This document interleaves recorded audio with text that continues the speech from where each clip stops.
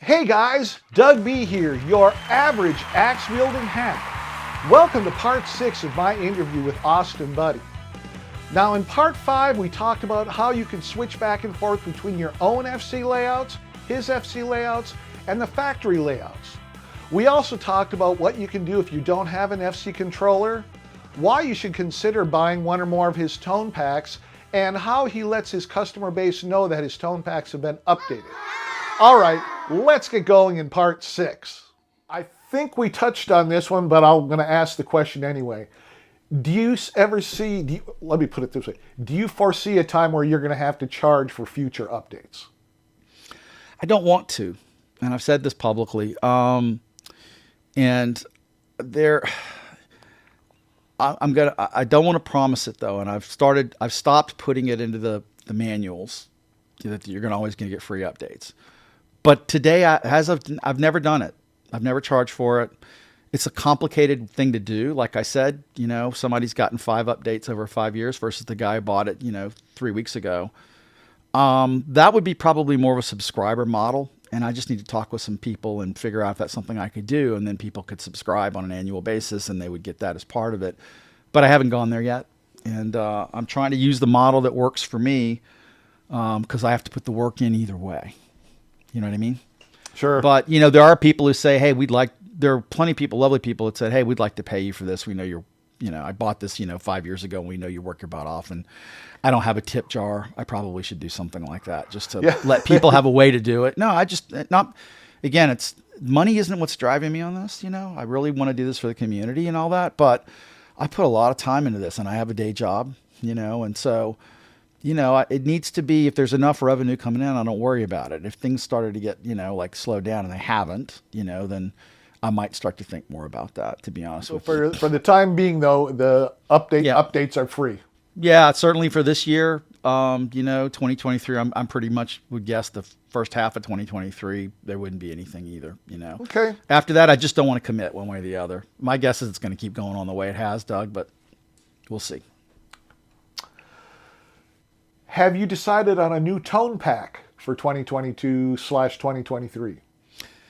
Yes, if I could only get away from the update hamster treadmill that I'm on, I could actually get a new thing out. And I've posted about this on the forum, and a lot of people want this. So what I want to do is I'm going to build, I've already started it.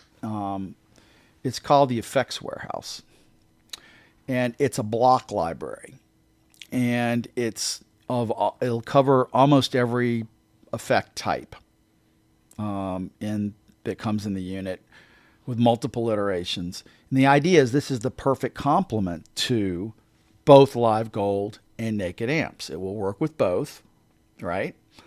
And you would install your block library. And my guess is I'll probably will have created about 67% of them. And then the others will be things that have been freeware shared or posted that are really good that I probably couldn't make better. I might tweak slightly, and I'll give people, I'm going to give them some credit when I write it. I'm not, Leon Todd's done some great stuff. So, and Nick's done some great stuff. And so I'd like to say, this is Leon's flanger, blank, whatever. But again, that part of it, you're not paying me to create it. You're paying me to curate it all in one place for you. Right. So I'm going to try and curate that and just kind of give people an arsenal of effects that can work with the existing tone packs that, they'll load it into their block library and it'll be there.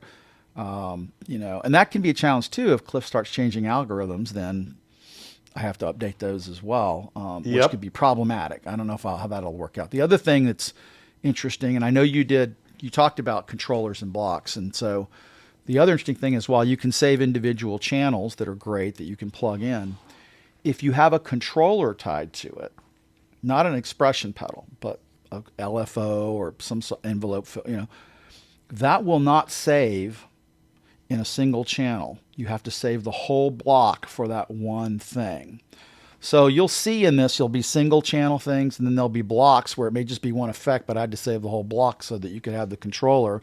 And there'll be a little notation that says you need to go and install the companion controller. There's a little place in the controller you can load it up, so load the values for that. Some effects need that. But I've wanted to do this for 3 years. I've told you early on in the interview, I was into this because of, effects and listening to Hendrix and things like that back then. Right. So, having that swooshing, wonderful flanger from like House Burning Down that now you can do on a fractal, that's pretty cool, right? Yes. And who would like, or, you've heard it in the Eagles' Life in the Fast Lane, or the Doobie Brothers listen to the music, or some of the Eric Johnson type stuff. So I think having those available for people, and then they can tweak them if they want after that. But again, what I've just done is I've saved you time and I've given you an arsenal. That's kind of my value proposition. And I've done it for the price you get, for the price of a less than a distortion pedal, you get all this stuff. I mean, it's just crazy good. I've had people try to tell me you should charge more. I'm like, I probably could, but I don't want to. I think it's a fair price. So that's what I'm hoping to get done. I really want to get it done by December. I can't promise you that because I've got to do updates. Right now I'm in the middle of Live Gold. I finished banks 1 and 3, started bank 2, updating that to the latest firmware, going through everything. I'm making it better. It's got, with the new speaker controls, I need to get the bass better. And I'm fixing a few little things along the way. I'm cleaning some stuff up. The firmware's gotten so good. Like I told you before, I used to add air in the speaker cabinet, and I don't anymore. Yeah, you said there's no. I don't need to anymore. It doesn't need it anymore like it used to. So there's little things like that I'm cleaning up and catching. So that'll be out, I think, maybe by the second week of October if we're lucky. The whole thing. If not, it'll be the end of October, and Live Gold will be fully updated, and then I'll start turning my attention to the other stuff. But I've got a lot of the block stuff done. There's just a lot more to do. And the drive blocks are going to take a long time because I'm going to try and do multiple examples of each drive block. So, but some people don't know how to set some of those up. They go into a bender fuzz, and they turn the bender fuzz way up. And, the reality is it doesn't ever really need to be over about 3, but you turn the output up, and then so there's little things like that people will learn from, those kinds of things. So. Now we have a clone. Hopefully by the end of the year, then. Yeah, I that's what I want to do. As I get into it, I'll know better. It's a problem is I just keep getting, I'm on the freeway doing it, and then I keep getting pushed off to an exit ramp to saying, "Oh, there's a new update. Yes. You got to go do something about that, son." Yes. And so then I do that, and then I come back and I get back on the freeway, it's gonna, if it's not by the end of the year, it'll be in 2023. And you know what? Actually, somebody was talking to me I trust who said, "You know what?" He said, "You should just release what you have done by December and say, you're going to update it and add more to it." And I said, "Yeah, that may be the way to do it." People used to me do an update. That way everybody gets some stuff to play with. They get some stuff to chew on. The downside. We would get new toys over the holidays. Yeah. And I could probably maybe even get that done if I'm lucky, maybe, by Thanksgiving or something to just push it out and say, "Hey, look, you're getting this. You've already got 800 effects in this or whatever it is, but you're going to get a lot more later. I'm going to keep working on this. I'm going to keep expanding it." Now, the challenge for that, of course, is that if you use the same block library, then you'll have double blocks. So, you have to, people don't want to delete their block library and reinstall the update because they lose their own block. So there's all kind of complications you have to think through when you do this, right? But there may be a way to do a folder that's just the new blocks, and then I can add that in, and just add this in as a second folder in your blocks folder, and it'll read it. And the other problem with that is everybody's going to say, "Hey, I want a blank, blank, blank, name whatever it is." And, I probably don't have the bandwidth to, accommodate everybody's requests, if that makes any sense. I'm going to do what I think, and this is what I'm going to do what I think is best, that works, that I like, that works for me. And so far that model's worked great. That works for thousands of people. They like it. I would say so. Yeah. It worked very well for you. Yeah. So choruses, there are all kinds of chorus sounds, and so you'll go through there and you'll plug in a bunch. That's the beauty of it. You can just keep plugging them in. You can, and go, "Oh, I love this one." Well, not so much, some of them are better for clean. Some of them are better for dirty. Mm-hmm. But you'll go through and you'll figure out what you like, and then you can rename it as Doug's favorite chorus. Once you've figured out what you like, then you can flag it so you don't have to always remember it was, Effects Warehouse chorus, low depth, high rate, 180 millisecond, whatever. You don't have to learn all that stuff. You can make it your own. So, but I think that will help a lot of people. And again, it's probably gonna be 2/3 my inventions, but I'm not shy about it. I mean, I'm gonna use other people's. If they've done something that's better, why would I try and omit it or recreate it. If it's public domain, I'm not going to do that for people that sell stuff. Sure. It's not appropriate. But if it's public domain, I will curate part of that, and it will be noted as such, and I will credit people for that. Now, maybe I'll get hate mail now from somebody, but if you put it out there in public, guys, I want everybody to share it, and I'm actually just forwarding your work on to people that might not have gotten it otherwise. That's the way I look at it. Okay. That's a long answer. God.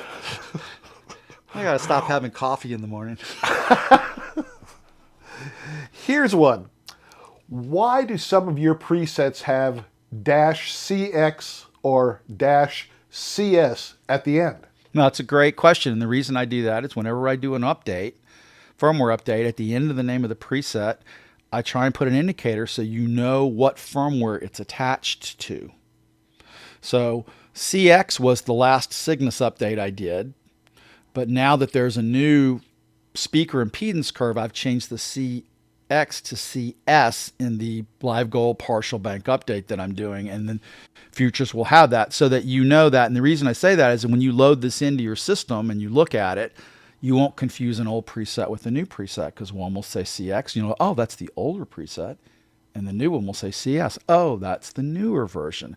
So you can match that way. You're not going to get confused based on what firmware you're on. It's like, didn't I replace these? Is this the new one or the old one? Now you know. And the release notes will tell you, CX versus CS. And so that's why I do that. It's kind of a pain to do it, but I really do think that's helpful for some people that have a lot of presets they're trying to manage, and they're like, can't remember, did I really update to the right ones for this firmware, or am I still on the old ones? This will let you know. So there you have it, guys. Part 6 of my 20 Questions for AustinBuddy interview. Now you know his thoughts on keeping up with free updates, the new tone pack that he's working on, and why some of his preset names have special characters at the end. Next week we will have part 7, and that is the wrap-up for this interview. Now you do not want to miss that. So go ahead and hit that subscribe button and ring that notification bell. All right, guys, I will be talking with you again soon.